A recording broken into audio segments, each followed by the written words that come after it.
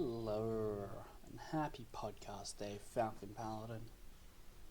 Hello, Somicron, and happy podcast day to you as well. Very important day.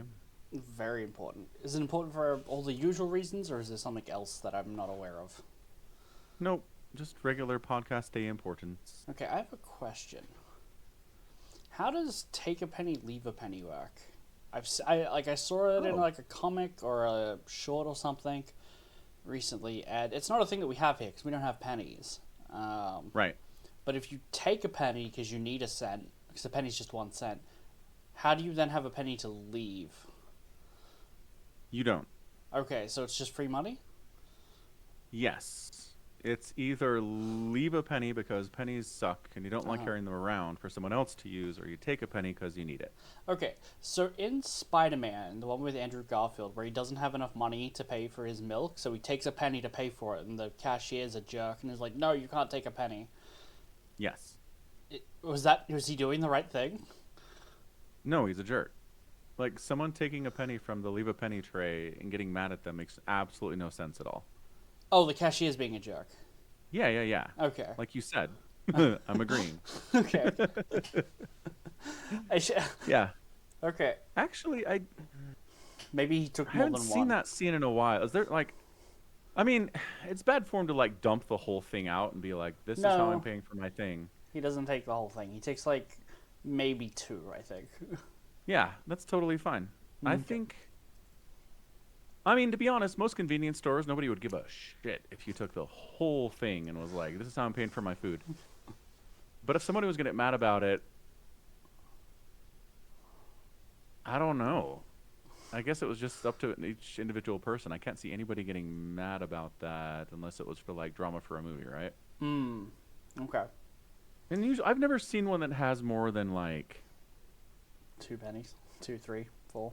maybe 10 cents in there. Okay. Yeah. Yeah. Yeah, like at the most. Maybe there's a nickel in there because again, people don't like care about nickels either. 5 cents is still not worth carrying around. We still have the 5 cent coin. So Yeah. So you don't have like take a nickel, leave a nickel then. no, no. We certainly don't. Yeah. Ugh. Yeah. So that's it. I mean, I'd have to go back and watch that scene in the Spider-Mans if there's anything culturally that we're missing here, but Mhm. Okay. Okay. if I remember right, the impression I got was just that the convenience store owner knows him and just doesn't like him. And it's Oh, just like, okay. yeah, and just like basically making life hard for him just because of that, as far Okay. as I remember. Yeah. Fair enough. Did you rewatch that recently? No, no. I have not rewatched that recently. Like I said, I saw Okay. something that had like it might have been like a comic, like one of those 4 panel comics on like Instagram or something that had "Take a penny, leave a penny" featured, Gotcha. um, and I just realized I don't know how that works. You know, Yeah, that's it. I think you would know how it works if Spider-Man hadn't kind of ruined your conception of how it right? works. Yeah, that's exactly it. Yeah. Uh, Man, I am trying to think of any other media in my life where I've seen Take a Penny, Leave a Penny featured at all. mm. I want to say maybe No Country for Old Men. You know how With Javier the Bardem's character is like coin flip goes to scene. this, yeah, with the coin flip scene and the guy at the convenience store. But no, I don't think it actually factors in. No, I don't. It might There be might have been present. one in the scene, yeah. But I don't think it's not Chekhov's "Take a penny, leave a penny." No. No, it's not. No. Okay. Anywho's. Any years. A Anywho's. So we have some things to talk about today. We've got a bit of a list. little bit of a list. I would like to complain Mm-hmm. about something first, if I can. Please do. Yes. Larian Studios, makers of Baldur's Gate 3, which is fantastic. I So decided good. that I wanted to play an RPG again, and I never finished Divinity 2 Original Sin, the game they made before Baldur's Gate. When did you play it? I don't know, years ago. I did a co-op Like run 10 with my years ago, household. you No, picked it up and not 10 never years. went back. The game's not 10 Well, years old. I don't know how old it is. I'm going to look at it, and if it's 10 years old, I'm going to be quite red-faced. 2017, so nearly 10 years. I mean, 2017 was like last week. Cut me some slack. I don't. Yes, it was. Definitely was last week. Anyway, I'm Mhm. playing the definitive edition. I don't know when that came out. It could be different. I don't know.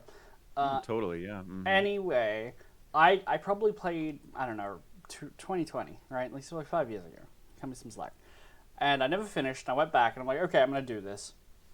And I was playing for a bit and I'm like, I don't really care about the achievements for this game. I'm gonna go into what they have this list called the gift bag menu, where Larian in the definitive edition included like a bunch of mods you can turn on. So it's like always Cool. running. Cool. You have max actions in combat, stuff like that. There's one that's called Bag Organizer. And I'm like, oh, okay, I'd like my bags to be organized. That sounds great. Useful. Yeah. You can't turn that one off, interestingly. Some of them you can turn off, some of them you can't. Um, don't know why the bag one is one you can't, but who knows. Anyway, the bag organizer dumps a bunch of sub bags in your bag when you press I to open your inventory. And it's like, okay, this bag is called keys, and you can put all your keys in there. And you can, you have one for axes, or I think it's bladed weapons, and they go in there. Wands and staves in here, potions, crafting materials, essences, scrolls, letters, papers, books. They all have, like, it immediately dumps about 25 bags into your bag. Subcategories. Yeah. Yeah, which sounds great, except you can only open them one at a time. So if you Okay. want to actually have a look at what you have in your bags, you can only do it one at a time. Which This is a terrible mod. Yeah. it's terrible, and you can't turn it off. And it gets better. There's a button that lets you auto sort your entire inventory into the bags. So it's actually okay, great. I don't have to sit there and drag and drop into each every bag. I can just pick up a bunch of loot, auto sort. Great. You can't drop the bags, like they're bound to your inventory, so you can't get rid of them. When you go into a like a trader to like buy and sell goods, you can't open the bags in that inventory in that like menu screen, so you have to exit out, open the bag, pull everything you want out one at a time, then go back into the shop to sell all your gear. So it's really awful and terribly inconvenient. But there is one tricky workaround you can do. You can mark these bags as wares, so like junk loot, and then you can walk into a shop and sell them. Very useful. Except every teammate that you're going to get is also going to have their inventories filled with them, so you have to do it for all of your teammates, right? Which Gross. doesn't sound too hard because you only have 4, maybe like 1 or 2 at a time, 4 at most. But every time you do get a new teammate and they have their bags, the auto sort button to fill your bags does not leave your inventory screen. And if you accidentally click it, it will auto sort all of your loot into the bags that you sold to the NPC, Oh. no matter where that What? NPC is in the world and where you are. This is an aggressively terrible mod. Like, someone had to work hard to make it this way. Yeah, and you can get your Yeah. bag back from the NPC if you know where they are. You'll have Yeah. to pay for everything that's in the bag. So, you know when Skyrim was on the PlayStation and Uh-huh. all the PC players were like, haha, stupid console peasants, they don't have all these cool mods we have. And Uh-huh. then they were like, we're going to put some mods in Skyrim. This is what it sounds like. It's like, here are these shitty mods. Congratulations, they're bad. You get 16 of them. This sounds like one of those mods. It is. So I am 7 hours into this playthrough, and I'm wondering, is it worth pulling everything out of these bags, selling all of them, or is it better to just to start over? Honestly, feels like a start over situation to me. Uh-huh, yeah. Same. Yo. And the forums are filled with PSAs being like, do not enable this mod. Just don't do it. It's not worth it. But Larian... Like Larian, I know they seem to be pretty responsive to customer feedback. If the whole Baldur's Gate 3 experience is anything to go by, so the fact that they still have this terrible mod in there, built into the game, do they hate us? Do they really secretly hate their players? Maybe they Perhaps. see it as a feature. Feature, not a bug. Yeah, it's just a feature to get you to explore the map. You know, like, go back, find that inventory, that NPC you sold all those bags to. extra difficulty. Don't push the one button that gives away all your gear. You know? Yeah, don't do that. Yeah. You gotta admit, Dark Souls would be a lot harder if you had a button like that in your inventory. Just give away all your souls and all your gear and all your runes and... Have to buy it back. Yeah. Yeah. Mm-hmm. Yeah, I mean, From Software's like, we should have thought of this. Write that down, write that down. Anyway, that's what I want to complain about. That's ruined my day. Understandably so. Yeah, ugh. Anyway, what would this makes me sad. What would you like to you want to do about? Mickey 17? Yeah, let's do Mickey 17. I like Mickey 17. Okay. So when I started watching it, I was like, who is talking? That does not sound like Robert Pattinson at all. He is doing something weird with his voice, and I was like, who is that? Right? Dude, yeah. So it's like this movie stars Robert Pattinson, and then the voiceover at the very beginning of the film is this voice that I'm like, that's not Robert Pattinson. I wonder who that is, huh? And then it's like, that is Robert Pattinson. And you're like, oh, this is a choice, I guess. Mm-hmm. Yeah, I don't know. I thought maybe, like, they had dubbed Robert Pattinson in with someone else, but I'm like, but Robert Pattinson speaks English. I don't understand. Well, he's being American here, and he's not being British, is the thing. It's all English. It is. But, I mean, it's a little different. That's all I'm saying. Yeah, sure. It's this, like, Cockney, like, low-class... Like, it's American, but we don't have that. But it is just kind of this, like, low-educated, kind of timid... You know what I mean? It's just a way of talking that doesn't make the listener feel like you know what you're talking about, or that you're confident, or that you're educated at all. Right. It's a very specific choice. Yeah, and it really lines up with the opening of the movie where he's like, so basically my friend told me macaroons were going to be more popular than burgers, and I just took him at his word. So he took this huge loan out from a loan shark to open a macaroon store, and it failed. Yeah, he's just a dumbass is what he is. Which is interesting because we later find out that each of the Mickeys go through personality changes, probably as the team accidentally pulls out, cords from the machine. Do we? Yeah. We spend time with 3 Mickeys. There's one scene in the movie where his girlfriend, he was saying his girlfriend tells him that, like, Mickey 5 was clingy and Mickey 7 was inquisitive, and they run through like 4 or 5 of them. Where she says that each Mickey has a slightly different personality, and we see every time he gets printed that, like, they don't have the table ready and he's just, like, flopping onto the floor, or they're tripping over the cables that are doing his neural uplink, and it's like, well, it's probably messing it up. That might be why. Yeah, sometimes. I can't imagine every single time they print him, they screw something up and give him a different personality. Maybe not. Also, it's a writing contrivance. It's like we don't want every Mickey to be the exact same because that's boring. So let's give a story reason why they're different and interesting in some way.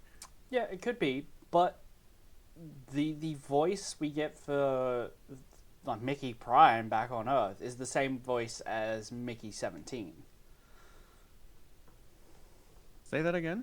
The opening voice of Mickey is Mickey 17, but that's also the same way we want to think about Mickey Prime, who are two different personalities, though. Right, for story purpose. Story purposes, yeah. Yeah, they want us to see 17 as the one that got on the ship to begin with. Yes, even though that's not strictly true from, like, if you think about it, like, it doesn't matter. How many standard deviations of Mickey is Mickey 17? Yeah. From Mickey 0. Yeah. I don't think it matters. I mean, even if he wasn't being murdered and cloned consistently, right? He'd be different because it's been on the ship for 4 years, and you change over 4 years, right? That's true. Everyone's a different person. Yeah. Anywho, so the story basically goes: he's being pursued by a loan shark who's very particular about dismembering you if you can't pay your loans back. And he has, honestly, what I think is a pretty interesting system where he basically hunts you down when you have like 3 weeks left to pay and makes you watch him chop someone else's limbs off who is overdue with their payment, just so you have a really solid object lesson and motivating you for the next 3 weeks. I was like, you know what? Like, from a business perspective, that's kind of amazing. I was impressed by it. I mean, what does it do to your business though? Eventually, like if people like go, oh, I don't want to get my limbs chopped off in a very specific manner, they pay up somehow, Yeah. right? Yeah, they're extra motivated. And then they tell people that's what he does, and then because this system only works if he has every 3 weeks takes out a new loan, right? He has to have a lot of business. That's Yeah. true. Yes, he has to be a pretty successful loan shark. And I don't know, it seems pretty dystopian. Like the Earth sure. that we're sending colony ships from seems like it sucks. A lot of people are volunteering for this. And it's a 4-year journey on a one ship. You don't have faster than light travel. Like, It would it have to. sucks. It would have to be faster than like 4 years. You can't get from Earth to anywhere. What's Anywhere, the closest? anywhere habitable. We can get to Mars Well, in 6 in months. but- our universe, It is our universe. It's got Mark Ruffalo. It they has have to be our universe. cloning technology. What are you talking about? We have cloning technology. We cloned a sheep. Yeah, we did. Yep. Not Thanks. people. It's one step. We're almost there. We cloned a sheep in 1996, and we Oh. still aren't cloning people. It's been like 30 years. We're not cloning people for ethical reasons, not because of technology reasons. No, there is nothing in science that we're not doing for ethical reasons, Omicron. That's not how this works. Much of what we see in this movie, we're not doing for ethical reasons. Like, we're not just like, hey, Yeah. hey, guy, we need you to get on the outside of a spaceship and absorb a bunch of radiation. We don't do that now. How do you know we don't do that now? Because I imagine it would make the news. Well, Or if at we least had there'd be a expend- paper written on the results, and we But could they're only find doing it. it because they have an expendable. Right. If they didn't have an expendable, I don't think they'd be doing it. Yeah. Ed? And they don't have an expendable. Okay, so look, we're gonna get more into the story here. We're just gonna do a quick overview, Okay. just so we don't get sidetracked by stuff that requires the audience to understand what we're talking about, Sure. right? Yep, go for it. So, bottom line, Mickey and his friend are like, we're gonna get on this ship because the lone shark can't find us. He said he'll chase us to the ends of the earth, but if we're not on Earth, we're good. So they go on this colony ship, America, the world. But I mean, this ship is pretty American. The world is sending out colony ships to these planets to settle. So he joins up, and he basically makes the determination that he wants to sign up to be an expendable. Yeah, I mean, he's kind of forced into it because he admits he has no other practical skills. Like, Yes. This is his only ticket off the planet. Correct. Important aspect of the story for sure. Yeah. So basically the backstory is they invented cloning technology, and it's kind of going wild because that's what science does on Earth. And it turns out the guy who is heavily involved in the invention of cloning has created a clone of himself so that he has an alibi when he's murdering homeless people. And then they find out there's 3 of him, and then they go, we need to shut this down now. This is out of control. So they basically make a law that says that you cannot do cloning on Earth. And the ship people who are colonizing other planets are like, hey, we're not on Earth. Can we do cloning? And they're like, well, technically, I guess. But only one at a time. You can clone someone after they die. And then once that clone dies, you can clone a new one. But only one at a time. Yeah, so the way you phrase that, one at a time, they can only be one Mickey at a time is like the way that works. But I don't think they actually explicitly say they can only have one expendable at a time. Obviously, if you can print infinite expendables, why would you? Yeah. Why would you need more than one? But I don't know. I feel like you could run. What happens when you need to run more than one suicide mission at a time? You know. Yeah, that's a good point. I don't know. I just think maybe for simplicity's sake. Yeah, for the, like simplicity in the story, where there's not like a gang of expendables and they going through like a rota. Who gets to die this week? Right. Yeah. But yeah, only one Mickey at a time. Right. So they basically treat Mickey as straight up expendable because they named him an expendable. So, like Somicron said, they'll send him out to the outside of the ship. Ostensibly to check some wiring, but really just want to see what radiation does to the human body when it's not inside the ship. Mm-hmm. When they're this close to, A I guess sun, just a in star. space. I don't Yeah. know. There was some source of radiation. It's not Yeah. important. It's literally there to set up to help demonstrate the premise of we're going to kill him a bunch. Right. Um, Right. Yeah. So anyway, so that's the general concept here. I think we've covered pretty much everything. So one of the things about the movie is they are kind of interested in exploring cloning mm-hmm. and the effects of it, Mm-hmm. and asking questions like, if your body and brain die, Mm-hmm. and a copy of your brain is uploaded into a new body, is Mm-hmm. that you? Mm-hmm. It's the question. It's the ship of Theseus, but I'm a person. Yeah. Ship of Theseus and the Christopher Nolan film. I just brain farted. I had it. Which one? Uh, You said Christopher Nolan, and now I can think it's Memento. I'm like, I don't think I that know, fits. right?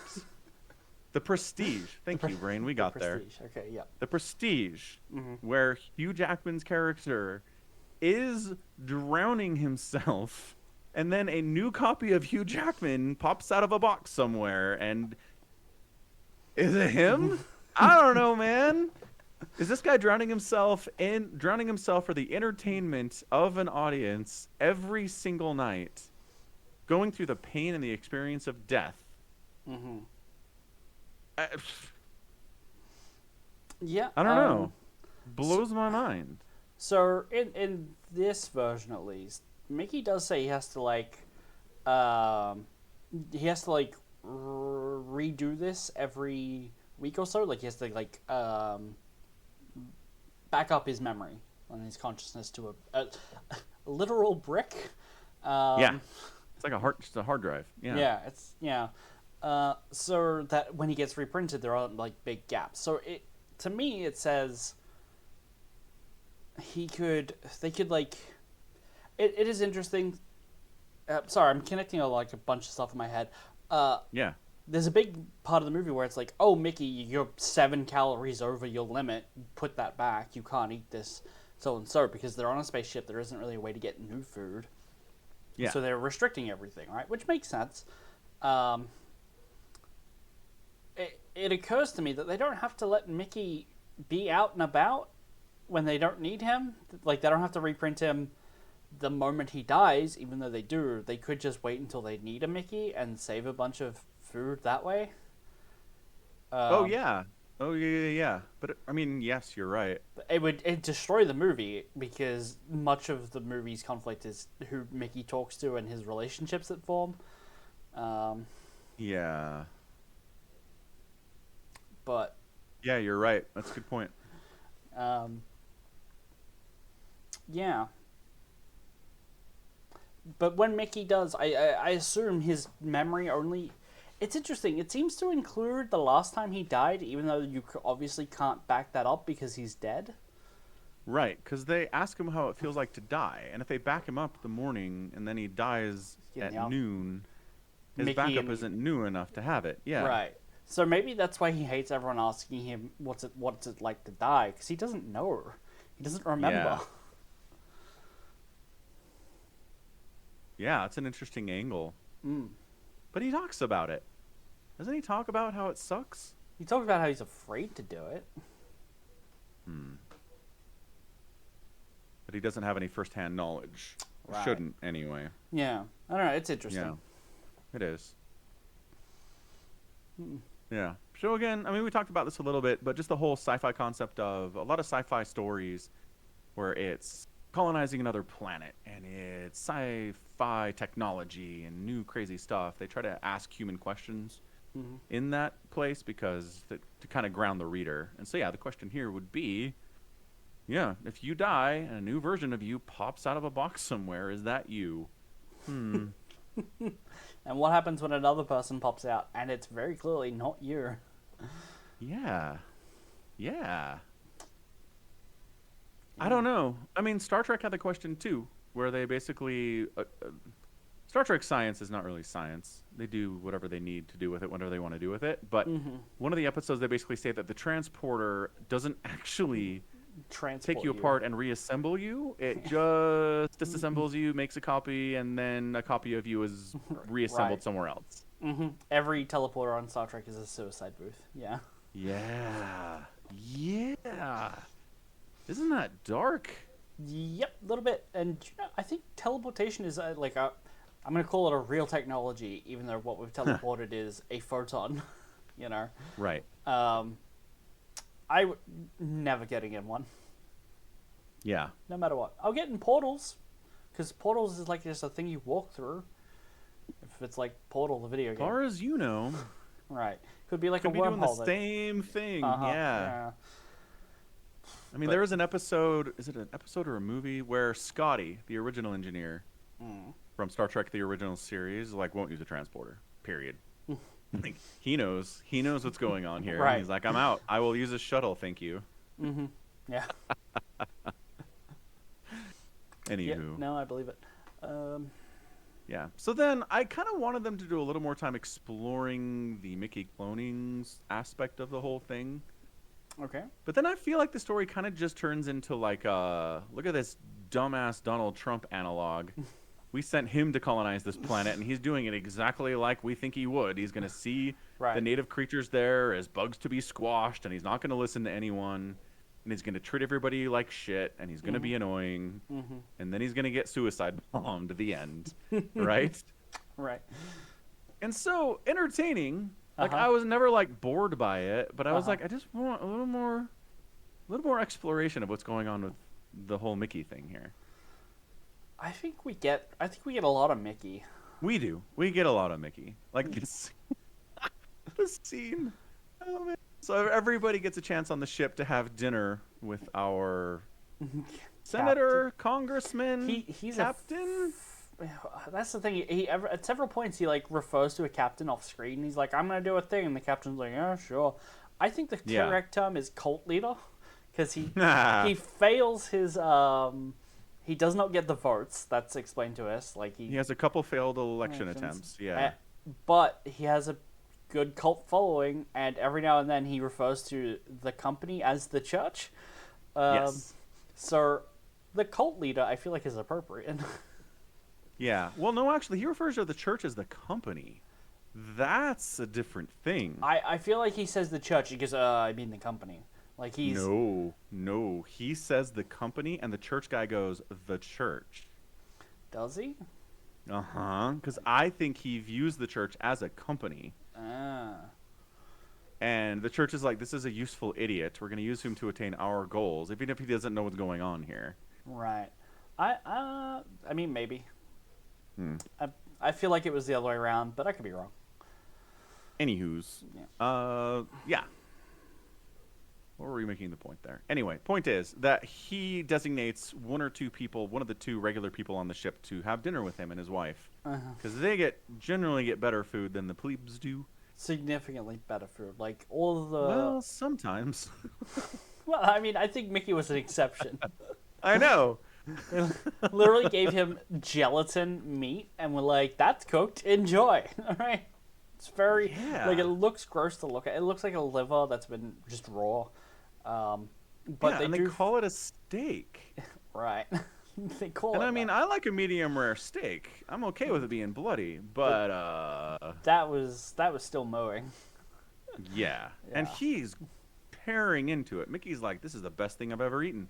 So either it tasted good, or he was just like in straight caloric consumption mode there, where he's like, this is food and I need food. I assume he was enjoying it.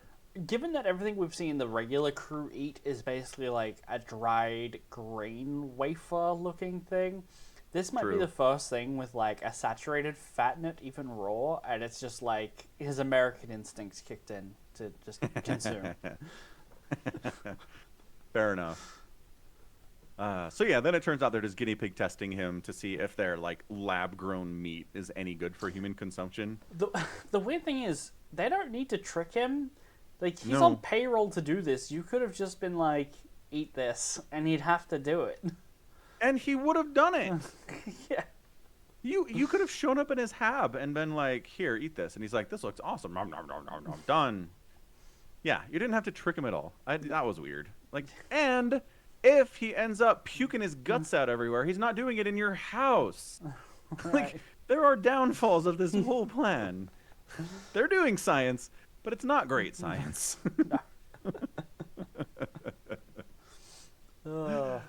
Oh man. So yeah. So then the rest of the story is basically like it's Pocahontas or like Fern Gully or Avatar, right? The dumbass humans show up on another planet or another world and don't understand it, and they want to burn it all down and kill all the natives who are peaceful and they don't want to hurt anyone. Yada yada yada. And they learn how the good people on the ship learn how to communicate with the aliens, and they have a rapport going. But you got to get rid of the bad people because they just want to kill all the aliens. We can't let that happen. And it's just like, I've seen this movie before. Yeah. I know what this is. Fortunately, it's the last like 20 minutes of the movie, so there's not a lot. That's of it. true. Yeah. Right. But yeah, oh man, the aliens super scary looking. Like when they stand up and start like, it looks like they're. Oh yes, but I was gonna suggest they start vivisecting themselves. Like, turns out they can like disattach their eyes from their skull and float around on like tentacle. It's a bit gross. And, it is. It is the. But it's like, okay, so we find out that they're bluffing about the way that they could kill all the humans. Are they? Yes. Maybe they're holding it for when they need it later. Maybe. That's maybe. Maybe. But I feel like their physical appearance really backs up that threat a lot. It worked for me. It was scary. Yeah. I did not like them. No, certainly. But I mean, that's... I don't know. Like, that's the reality, right? Life doesn't necessarily have to create humans No, that's in a true. different environment. So, yeah, it can kind of do whatever it wants. It can look scary. And, don't judge a book by its cover is the general concept here. Yeah. Anywho. So... Yeah, I mean, at some point, Mickey 17, they assume he gets eaten by the aliens on the planet, but it turns out they're nice, and they saved him instead. So they printed an 18, which, again, they should have, like, a biosignature reader on Mickey on the times, where they're like, we left him at the bottom of a cliff. He's probably dead, but it's like, let's get a little confirmation here, guys.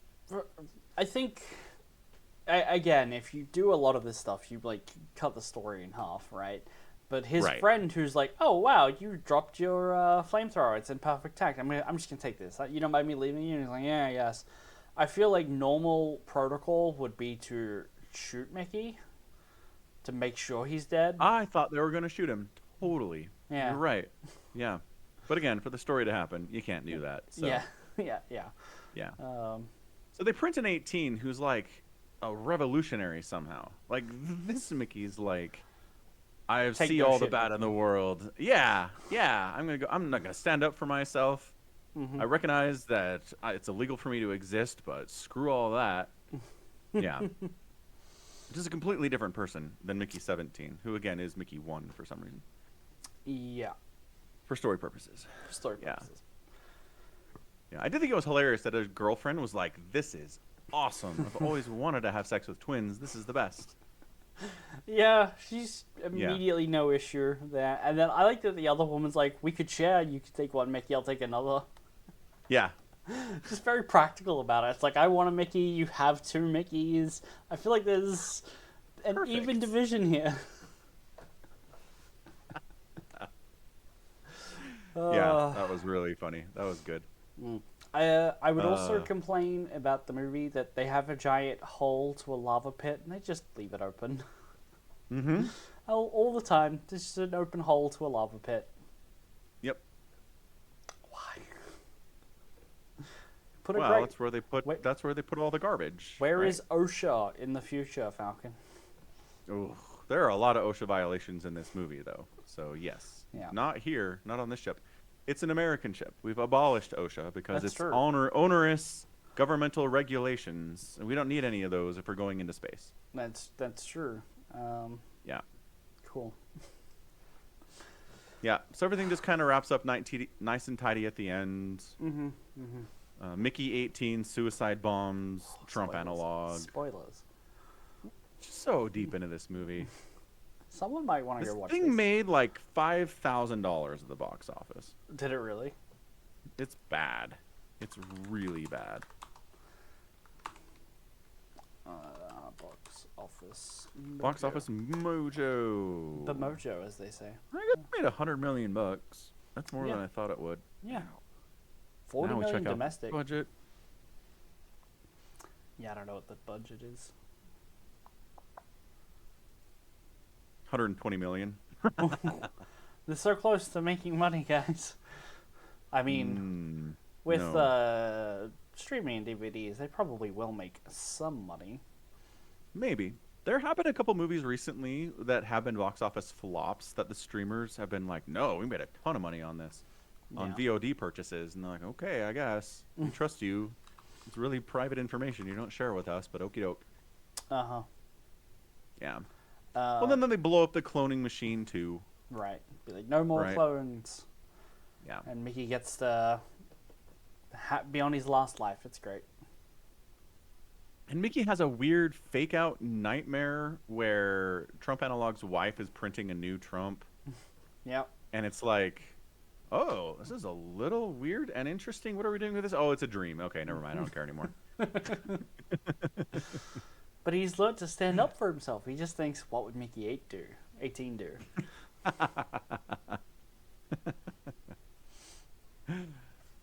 Oh, man. Yep. Anyway. All right. That's it. That's Mickey 17. This Two was thumbs good. up. 2 thumbs up. Yeah. I kind of want It's to a go good science fiction story. read the book it's based on now. Hmm. Based on a book called Mickey 7. Probably better. It might be, but I mean, Mickey 17's good, so... It's good, but I'm just saying books are usually better than movies if you're adapting them that way. Usually. Not You just always. have more time, usually. Yeah. Yeah. Okay. Speaking of books, Speaking of books, do we want to do book club? Do we want to talk Warhammer? let's do. We've got Penitent Penitent this time. by Dan Abnett. Mm-hmm. We Penitent. follow the adventures of Beta. Beta Beckwin. Mm-hmm. So Boy, are they adventures. They continue. You thought book 1 had adventures. No, book 2, even more adventuring. Yes, quite. So, where do you even start with this book? I'd like to start with this book by saying I noticed that in Amazon Kindle it says this is book 2 of 2, but Somicron had said it's a trilogy, and I was like, Somicron, what's this? Yeah. And then Somicron said, well, actually, the 3rd book's not out yet. And I was like, what? So, here's how the order of books that I read about a year and a bit ago, right? It was like End in the Death Volume 2, which is where Sanguinius dies at the end. And I've got about 3 months to go before Volume 3 comes out. So I read Xenos and Ravenor, and then I took a break in Ravenor to read The Emperor's Gift, which we read. And so I was like, oh my god, that's bad, that's Bear, and that's Zale, and I'm getting my mind blown by all these characters being in like all these other books. I'm like, this is really well set up.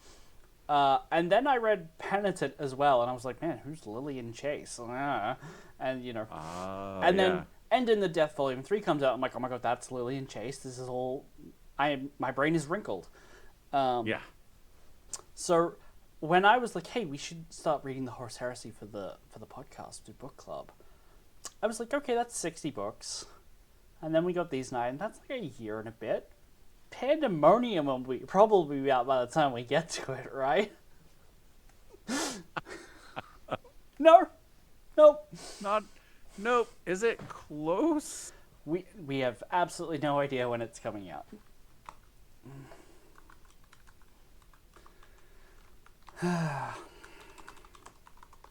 Well, what I will say is Dan Abnett has written and released other books, you know, since.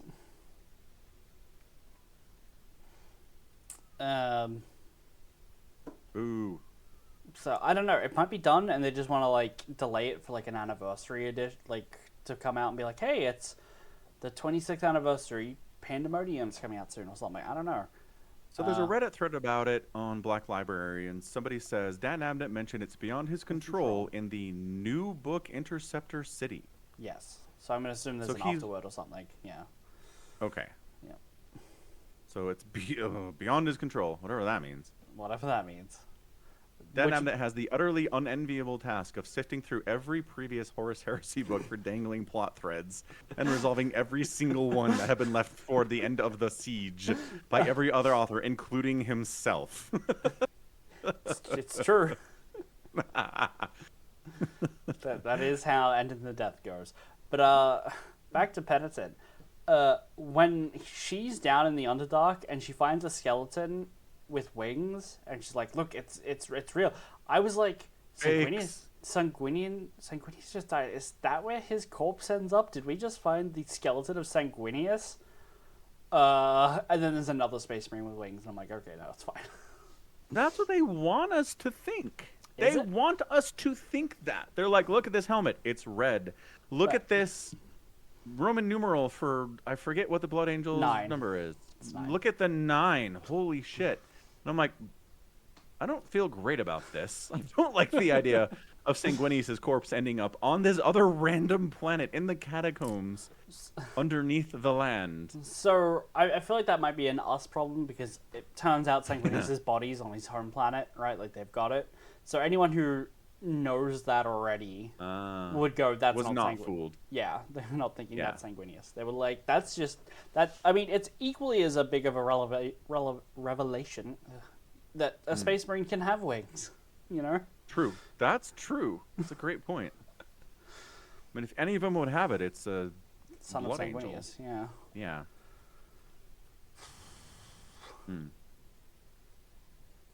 Yeah. Anywho, yeah, I enjoyed it.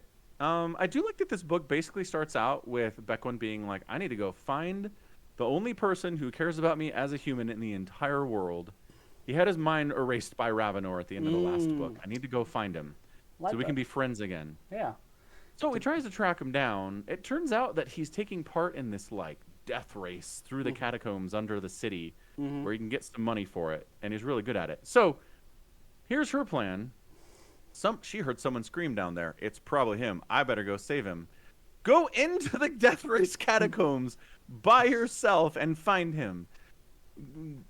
Sure thing, Beckwin. Let's do that. What's the better thing to do there? Someone's screaming. My friend is down there. Might die if I don't go help him. She's convinced it's him, and it's not him. It could be him. Wait at the end. They told you he's been through a couple times. He's really good at this. Right, but we also know that all of the, like, we learn later that all of the bone collectors or whatever they're called, the anatomists.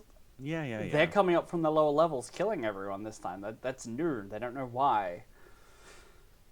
Yeah. So you don't know that he's going to make it to the other end. It's go in and find him, or just be like, well, I guess he comes out. And pretty much. I guess he comes out is not an acceptable answer for a person to have in this situation. It totally is. Certainly not an Inquisitor in training. Well, in the sense that Inquisitors jump feet first into every dangerous situation they could possibly find themselves in order to get answers. Yes, you're right. In that case, fine.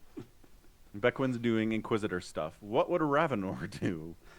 What would Eisenhorn do? Well, Eisenhorn would go in with a demon host. He'd still go. He'd just take his army with him. Ravenor would send a single person, but would pilot them like a puppet if things went bad. Beckwin can do neither of those things. I mean, I don't know. I think Eisenhorn, before he had a pet demon, would probably still go in. Probably. And probably by himself if he had to. Yeah, absolutely. Anyway, that's how it starts. Basically, she ends up going into a death race that if she had asked anybody, any Eisenhorn party, if she should do that, they would have said no. Well, they've all told her, don't go after Renor. He's kind of worthless. Like, he's just some cursed guy. He's not special. He has no real skills. He's just nice to you. And she's like, yeah, but that's important. I don't want to lose who I am. Yep. And in the end, it was power of friendship that defeated Horus, and that was the end of chaos. That was the end of the book. It happened. The power of friendship. Anyway, she does find him. They do make it out. Yeah. They find the king door. Now, how is door spelt? Because I have the audiobooks. I don't know how the king door is spelled. Because I assume it's just DOR, because somebody scratched off the name, the vowel in Valdor to make it the king door. And boy, did Dan Abnett really luck out that DOR is also Dior, which is French for gold, and Right. you know, he's the king in yellow and the custodians wear gold. Yeah. There's a lot of cleverness going on in this book. There's A a lot of cleverness. Right in like the middle to the end bit, Dan does some actual like cryptography with numbers that is Numerology. really really impressive. You know? Yeah. Yeah. Totally. It's. I I mean, some of it's crazy. some of it's a bit like techno babbly, but it's also like, oh, the binary is 00100. If we think of those as telomeres and they're getting shorter, it's a countdown. And it's like, oh, that's so clever, Dan. You're also wrinkling my brain. It's good. I liked it. But I mean, from the sense that if it's a countdown and it was written in this book years ago. But it's on the time scale of Warhammer, right? So it's not like So the countdown could have been 400 years. It could have been counting down like millennias. Yeah. And it's like, okay, starting from, but again, it's just written in like, the book itself is a book, but 119 is written in it, right? Right. It's like in the cover. It's book 119 of Lillian Chase's memoirs or something. Yeah. Crazy scribblings. Yeah. Right. Because because what the book turns out to be is crazy scribblings. Yeah, it turns out to be the entire book is just one long name. Yeah. Yes. Which is, I mean, unnecessary, but sure. Well, I mean, okay, so Dan is just tying into the fact that the custodians collect names, all right, Right. and they inscribe it all like on the inside of their armor, and eventually it takes up their entire armor. So Valdor is like one of the oldest Astartes, or not Astartes, custodians. Would have a really long name, enough to fill a book. It turns out. And it's like, hey, we did it. But in all of that cryptography that they do, there's a very serious possibility that it could be a missing Primarch. One of the two that go missing before the heresy, and that are deliberately left as mysteries. There's like Dan toying with it a little bit, and it's like, oh, did they give him permission to do that? That's wild. And what we still get is wild. What we still get is wild. Not that wild. Not that wild, but still pretty wild. There's on that Black Library Reddit thread, right down at the very bottom is someone going, I hope Beckwin 3 never comes out. Dan Abnett is going to fuck up the setting so bad. Because apparently having the Captain General of the Custodies be the King in Yellow is going to ruin the setting. Right. You know, he's working with the Cognite. That seems like a... Yeah, but it's Warhammer. There is no good and evil. There is no right side and wrong side. It's not about being good or evil. It's not that easy. In this, no. It's about custodians being loyal to the Emperor, and here he is working with Chaos factions that just want to kill the Emperor. Far as we know. Well, I think the Cognite are pretty open that they think the Emperor's a corpse god and he should be killed. The ones that we've talked to, absolutely. Yeah. Yeah. And the King in Yellow is working with them. I don't know. I just don't think it's ever that easy. I feel like 99% of the time it's never going to be easy. But with... I mean, think about the Valdor book that we read, where custodians can't... it's like they can't do anything that they would considered to be against the Emperor. Like, they lack personalities almost sometimes. And, like, they don't necessarily have that free will. But here we have, here, 10,000 years later, anything's possible. Especially with why I think I mentioned it in the Siege of Terror, that Valdor gets given the Apollonian Spear, and every time he kills something, he learns a little bit something about the warp. And so I'm going to assume Dan was throwing that in to be like, hey, 10,000 years later, he's learnt something from what he's killed at some point. Or a lot of some things from a lot of things he's killed. Right, yeah. And that's maybe, like, changed him or turned him, and maybe he is working against the Emperor. Yeah. I mean, do you think he's working for the Emperor still? I don't know. I was like, wait, where does he end up after the heresy? And I Googled. I did. But all it said was that one night he slips out of the palace and, like, disappears. Yep. He just leaves at some point. And I think he says, until death. Like, he looks back and goes, until death, and then leaves forever. It's like, nobody knew where he went. Nobody followed him. Yeah. I don't know. I mean, it could easily be a perspective thing where he's like, the Emperor is not the Emperor anymore. Whatever's on that throne is not him. Right. And so I don't feel the compunction against taking that out. Like, murdering that is not murdering the Emperor. Yeah. I mean, I feel like we're given across the course of these books, the Cognite have maybe two plans, and thus maybe the King in Yellow has maybe two plans. One is which to just kill the Emperor with Grails, because Grails is supremely powerful, and so, like, there's maybe some hints of a plan that they just can take a bunch of Grails, go to Terra, and try to bust in, because they can kind of, like, turn into wisps of light and not a lot can stop them. Or they're going to find the Emperor's true name and command him. So it could be either of those. There's also perpetually, like, rumors floating around that maybe there's, like, the Emperor can reincarnate if someone would just kill him, but powering the Astronomicon is so deeply important that the systems of the Imperium just won't ever allow it. Even if the Emperor was like, hey, I need you guys to kill me, everyone he can send that message to is just like, nah. Nope. Yeah, because without the Astronomicon, space everything falls apart. Yeah. Right. Yeah, and the Church would just never do it because they're the Church, and the the Mars would never do it because they would also lose their empire as well. Right. Right. Every faction that he could be like, hey, you're important enough to get into the throne room, even if I ask the custodians to let you in, they just wouldn't do it. No, they wouldn't. Yeah, even to they the wouldn't. point, Yeah. Even to the point where there's a theory that Abaddon, the Despoiler, who's now the big bad of Chaos, spent like a century staring into the Astronomicon's light in the warp, and now has golden tinged eyes, and he's actually just like, he's evil and he's Chaos, but he wants to kill the Emperor because the Emperor told him to. Oh, that's fun. Yeah. That's pretty Chaos. Yeah. That works for me. Yeah.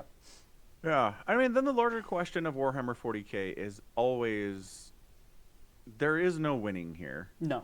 There is no great victory. There is only fighting against the darkness forever. Yeah. Have fun with that. Yep.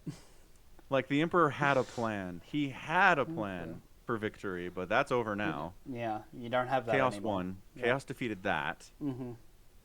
And so there is no victory. So, like, is it maybe the greater good just to let the Empire collapse? Maybe. Just to do it. Take out the Astronomicon, end it, and whatever climbs out of the ashes, maybe it'll be better. Maybe.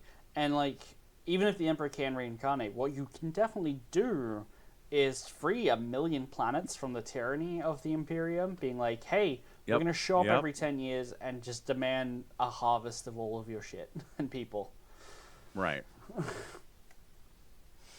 So I mean, yeah. Yeah. Getting rid of the authoritarianism is probably not a bad thing. I mean, there's still the local power systems of power. Like Queen Mab has royal families who are probably using the power and all that. It probably doesn't like immediately overturn everything, and they freed all the slaves with the power of friendship. It doesn't work like that. Right. But Definitely not. But there is definitely more of a chance for self-determination for a lot of these planets, I feel. And, Agreed. Maybe some good can grow of that. Maybe. Yeah. But yeah. Man, you would just have, like, little groups of Space Marines wandering around. Getting into trouble for a while, too, is the problem. Oh, yeah. There would definitely be Space Marines carving out their own little fiefdoms. That would be great. Nothing anyone can do to stop them unless you know another band of Space Marines. Right. Good luck with that. Yeah. Man, I do love running into characters in these books that are like, Space Marines? I don't think they exist. Right.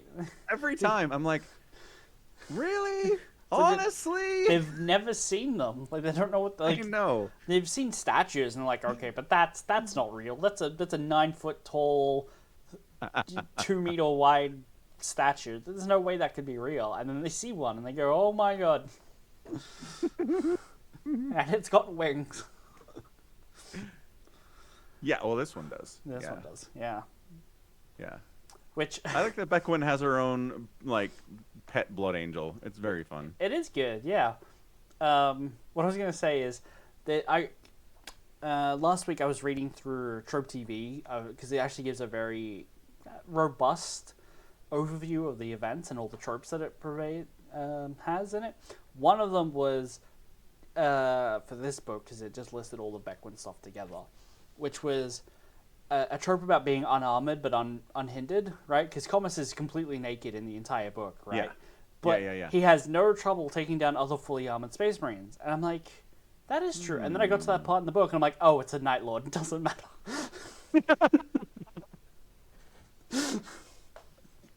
Yep. Night Lords exist to establish which legion is canonically the worst at fighting. That's all they exist for. Yep.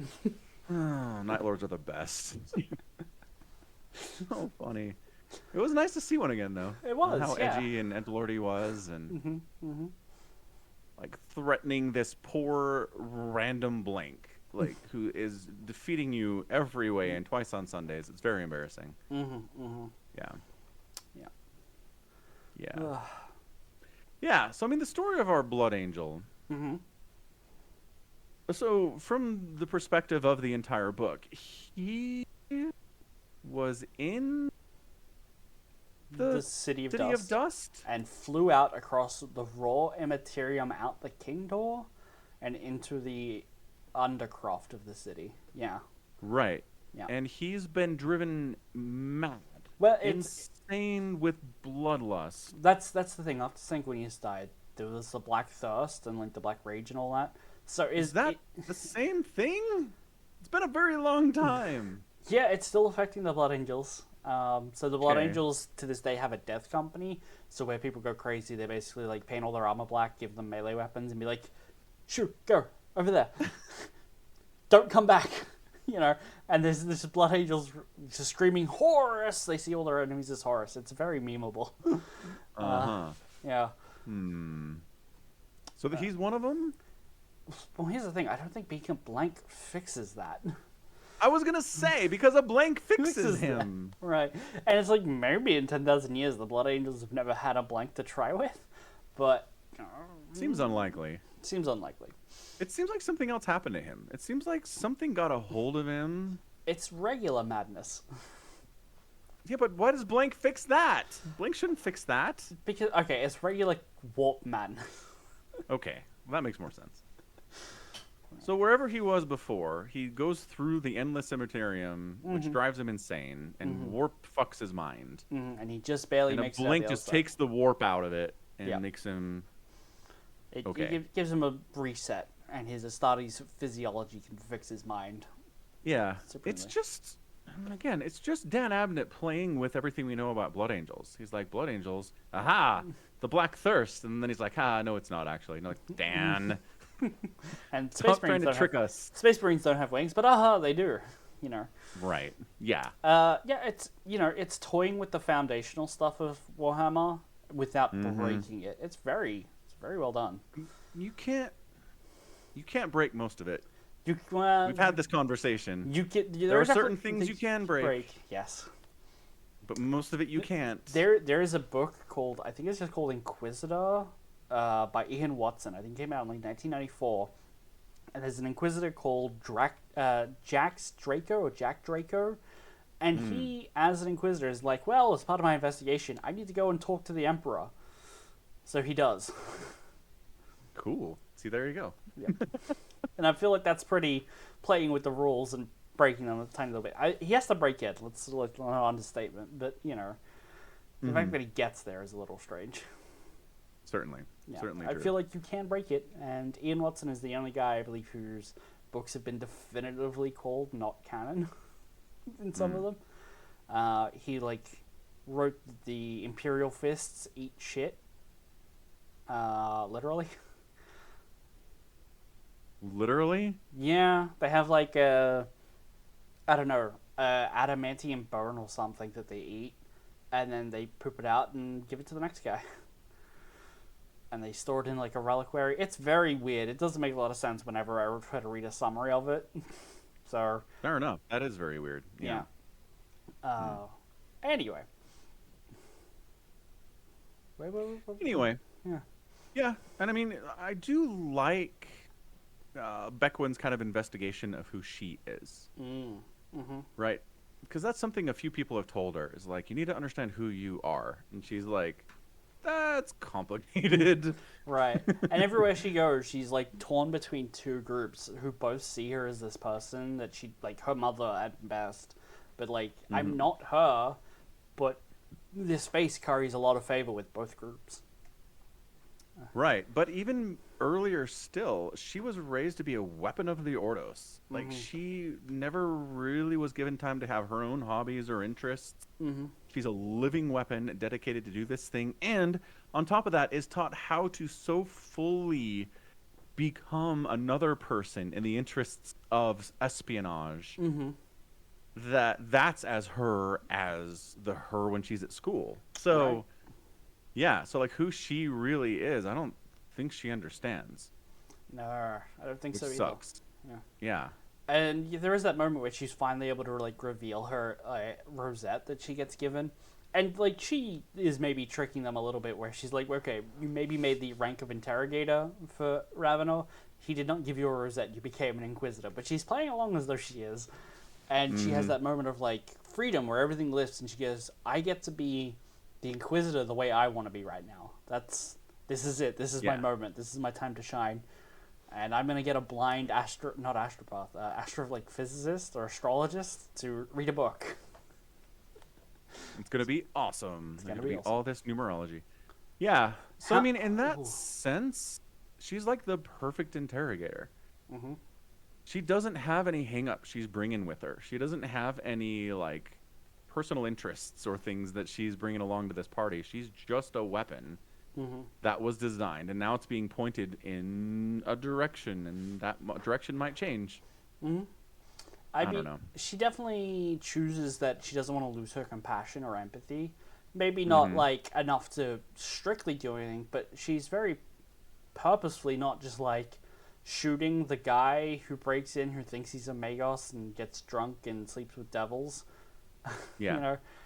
Okay, let's just sway him to secrecy and put him in the other room, and she ponders, well, what would Ravenel probably would have lanced scythe through this guy's brain and made him forget, and Eisenholm might have just straight up killed the guy. Yeah, maybe. I do like that conversation though, because he's an interrogator, I knew this day would come. Oh shit. And he confesses all this stuff. And then she's like, how drunk were you when these things happened? Pretty drunk. She's like, yeah, I'm not going to worry about it.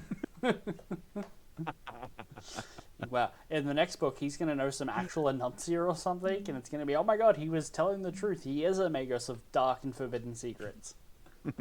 Maybe. Whenever that book comes out. Yeah. How sad was it that his friend, the guy that doesn't talk a lot but has a bunch of money, is an Inquisitor who came in undercover, but got so engrossed in the role, he just kind of became an alcoholic and forgot who he was. Totally lost himself. Yeah. In the role. A good It's foil like for Beckwin. it's a caution. Well, it's a cautionary tale for Beckwin, is what it is. She could do that.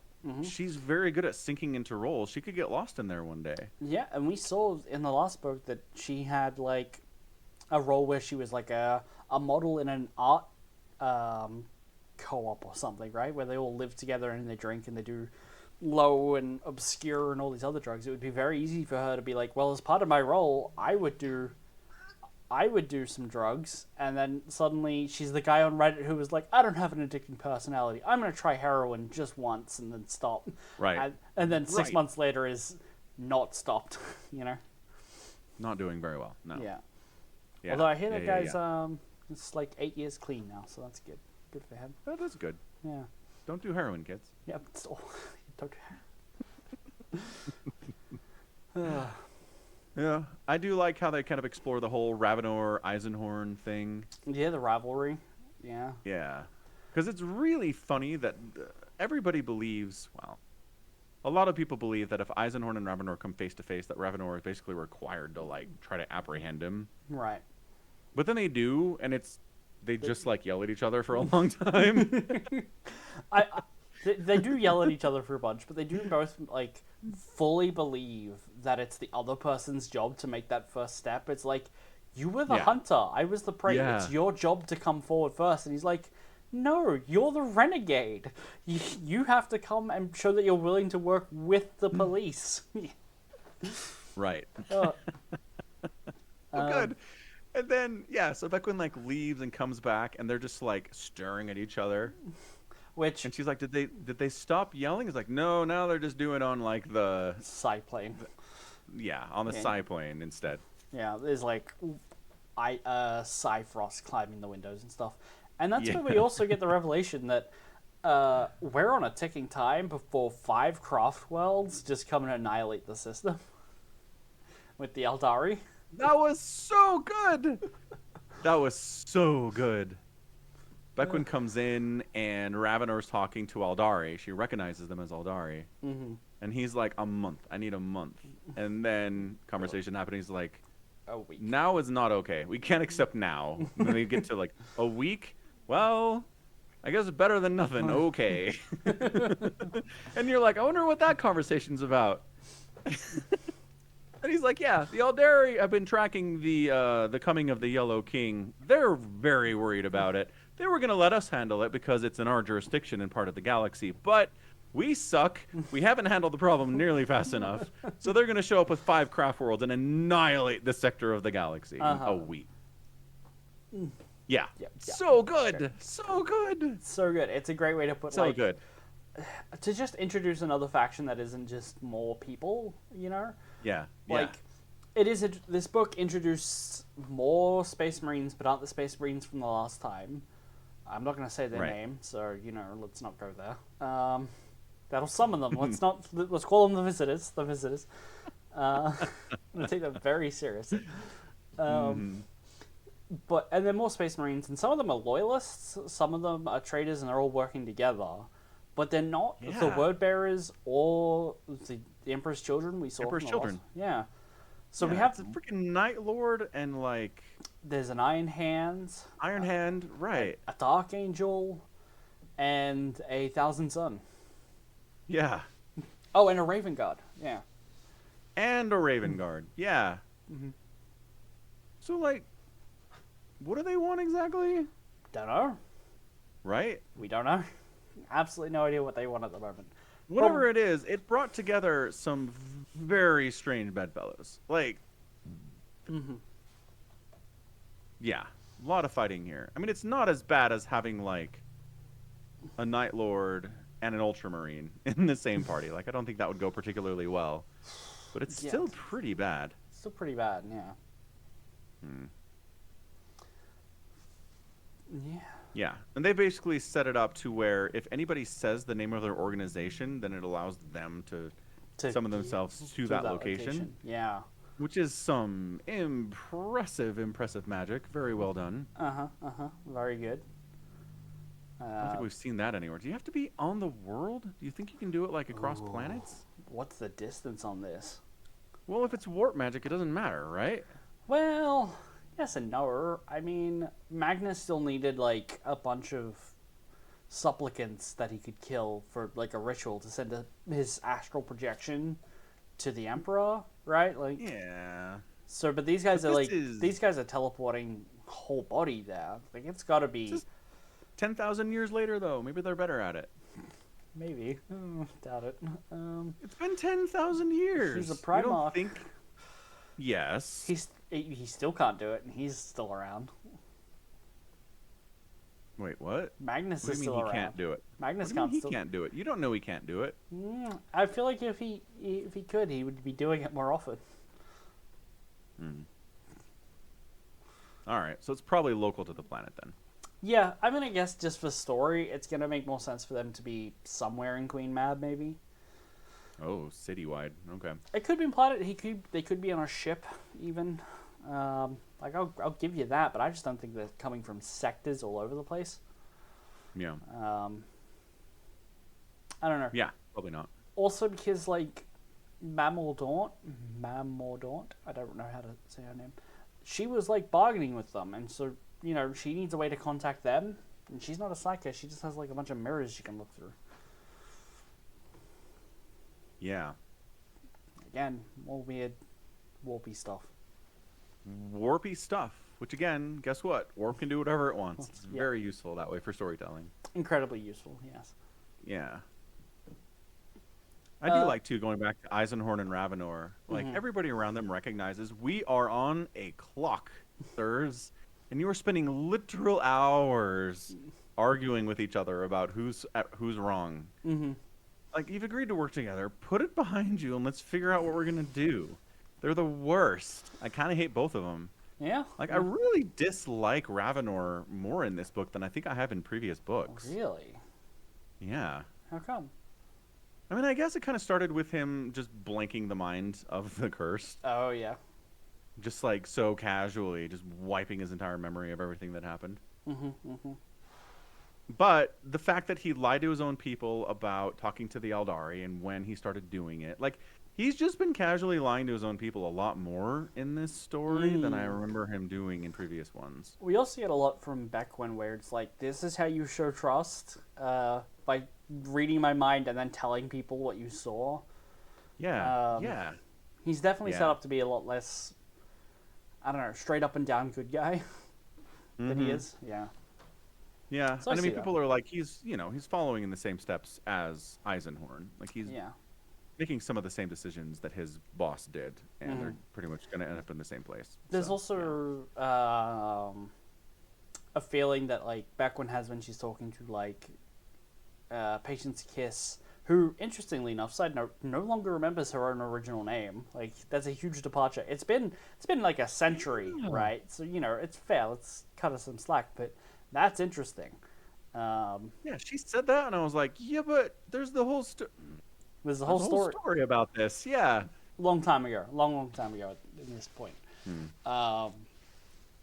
Where Inquisitors are all just bastards who will use people. Good, bad, rogue, renegade, loyalist, traitor, bastards, every flavor of the rainbow, Yeah, yeah. To their ends, because the ends justify the means. Yeah. Speaking of the end, right, like, just before we find out the name in the book, in Lillian Chase's commonplace book of magic horrors, is Constantine Valdor.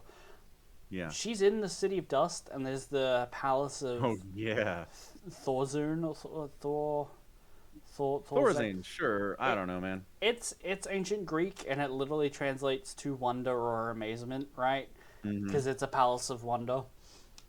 She finds out that she is a clone, which she already knew, but not the first, which is something I feel like when I read the book was just like assumed in my head that, like, oh, they've cloned Beckwin. This is the Beckwin's clone, not they've been cloning Beckwins, Yeah, I thought there was one.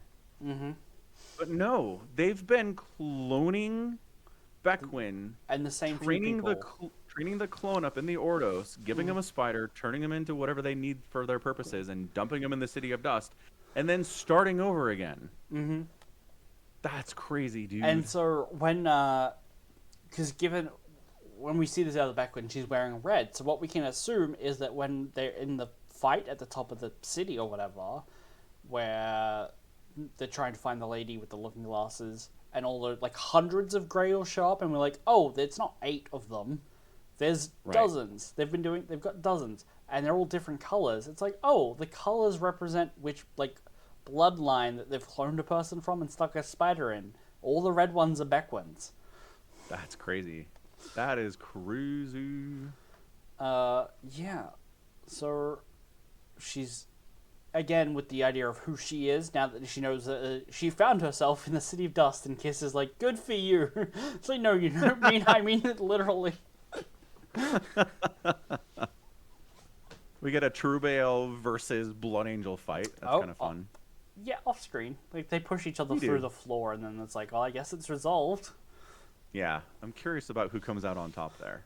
Probably Truebail. You think so? Yeah, warp magic.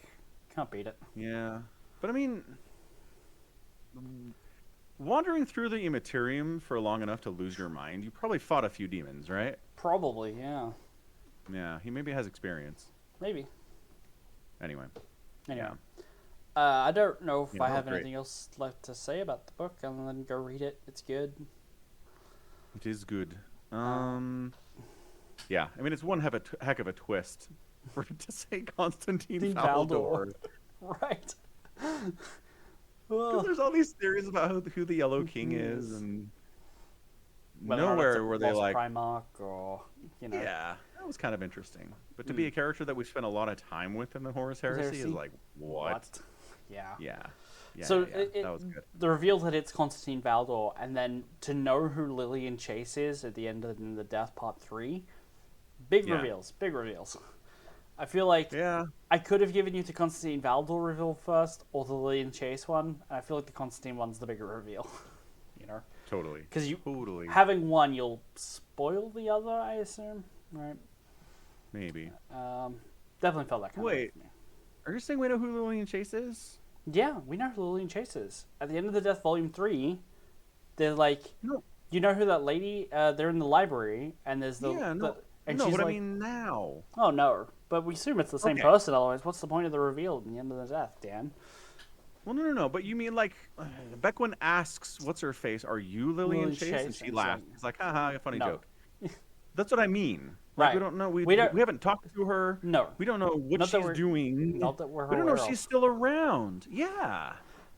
But I just want to say, to set up this character Lillian Chase in 40K as this like huge figure, Mastermind and of then the be Cognite, yeah. right, and then be like, she's a librarian. During the end of the Horus Heresy. This is where she got to start reading a bunch of prescribed text that the Emperor keeps hidden from everyone. I don't like it. I like it. They should have given us more. They should have given us more of an indication that this person was capable of turning into this insane mastermind 10,000 years later. Maybe. That's all. I mean, maybe we'll get that in Pandemonium, or Dan will write another... I mean, God, could you imagine if Pandemonium comes out and there's no Lillian Chase in it? That would be hilarious. I might lose my shit. She's like, she died 5,000 years ago, and her work continues. We'd be like, Dan! Well, no, here's the thing. We know that Werner was her grandson. So she, like, I don't know. Okay, so she didn't die 5,000 years ago. 5,000 seems like a stretch. 500, maybe. Maybe. Yeah, but same point. There is no Lillian Chase to confront in this book, right? Right. After all the setup we've done over 9 books now. Here's what it'll probably be. Lillian Chase has been cloning herself a bunch.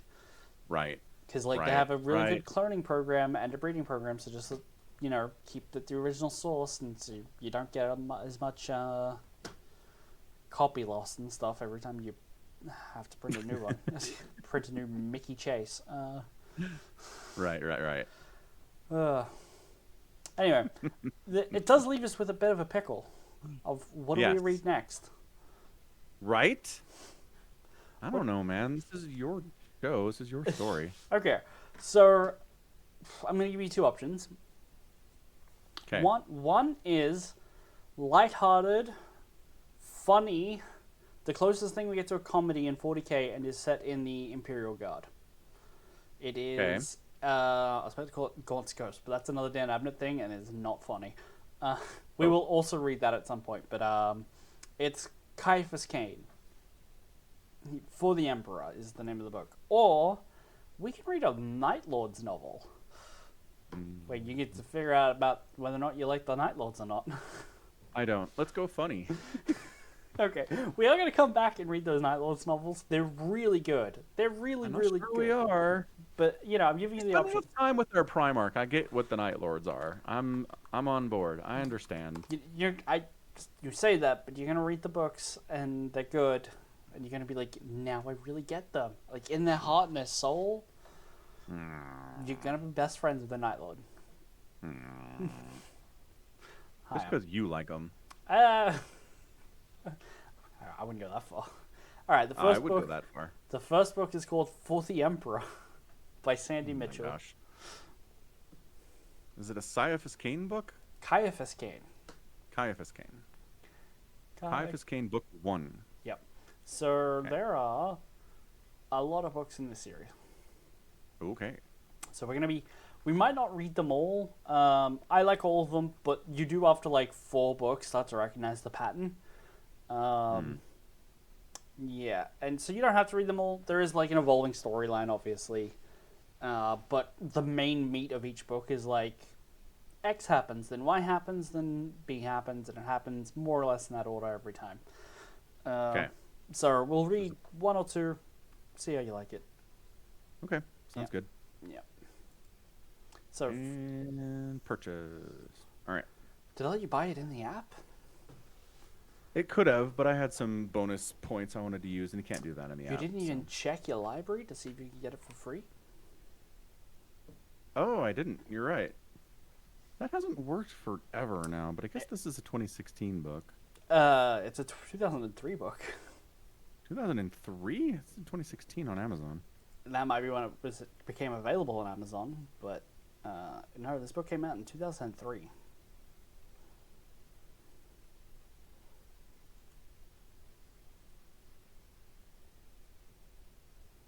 Nope.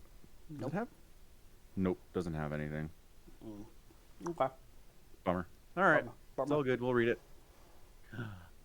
All right. We good? We done? We are done. Let's wrap it up. Put a bow on it. Okay. Thanks for hanging out for another edition of the Falcon Paladin Hour, streamed live at twitch.tv/Somicron. Thanks for hanging out. Thanks for commenting. Thanks for following and subbing and all that stuff to support the podcast. You can also support the podcast by subbing at youtube.com/@Somicron, where the VODs go, if you are interested in that platform. Also by buying merch at falconpaladin.store and by pledging at patreon.com/Somicron. So, thanks again for being here. Appreciate it while we ramble about Warhammer and movies and TV shows and whatever we're doing. And we'll be back next week doing the same thing. So, show up for that. We'll see you then. And until then, take care of yourself. Bye. Goodbye. Bye.